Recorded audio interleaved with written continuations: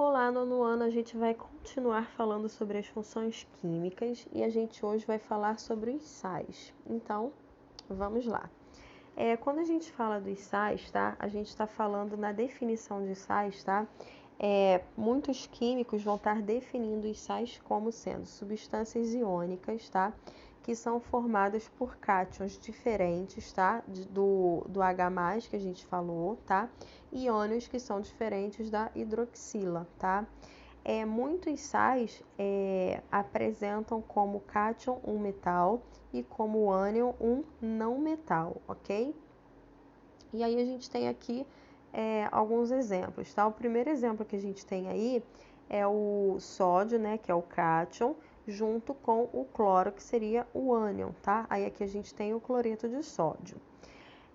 Só que muitos outros sais são formados por um cátion, metal, e ânions compostos, tá? O que seriam esses ânions compostos? Eles são formados por mais de um elemento. Então, repara que embaixo a gente tem, mais uma vez, né, o sódio como cátion, e como não metal, a gente tem o hidrogênio, tá vendo? A gente tem o carbono e a gente tem o oxigênio. Aí aqui a gente tem o bicarbonato de sódio, ok?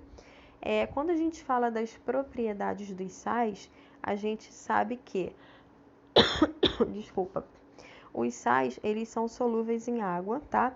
Isso significa que eles são capazes de sofrer dissociação em solução aquosa e apresentam condutibilidade elétrica da mesma forma que os ácidos e as bases, tá?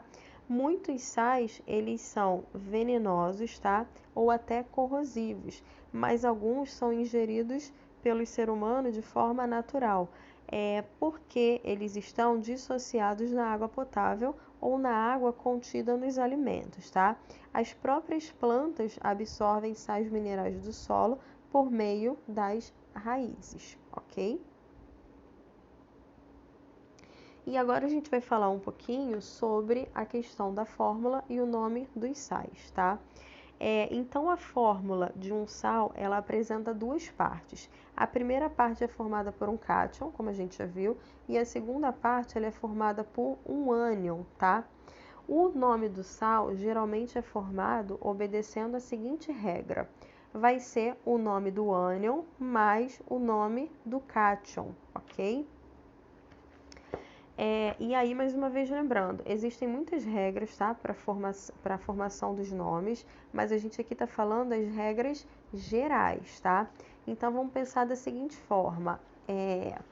Primeiro a gente tem o nome do ânion e depois a gente tem o nome do cátion, certo?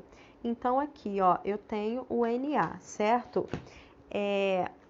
Desculpa, o meu Na, ele seria o meu cátion, certo? E o Cl, né, que é o cloro, seria o meu ânion, tá? Então, o que eu faço? O nome do ânion, ele vem na frente. Então, aqui, ó, cloreto, tá vendo? Eu pego o cloro. Se eu tiver o oxigênio, eu coloco o final eto. Se eu tiver sem o oxigênio, eu coloco o final eto. Se eu tiver com o oxigênio, ó, eu coloco o final ato, ok? Então, ficou cloreto de, e aí eu coloco o nome do meu cátion, ok? A mesma coisa aqui embaixo, ó. Ó, tá vendo?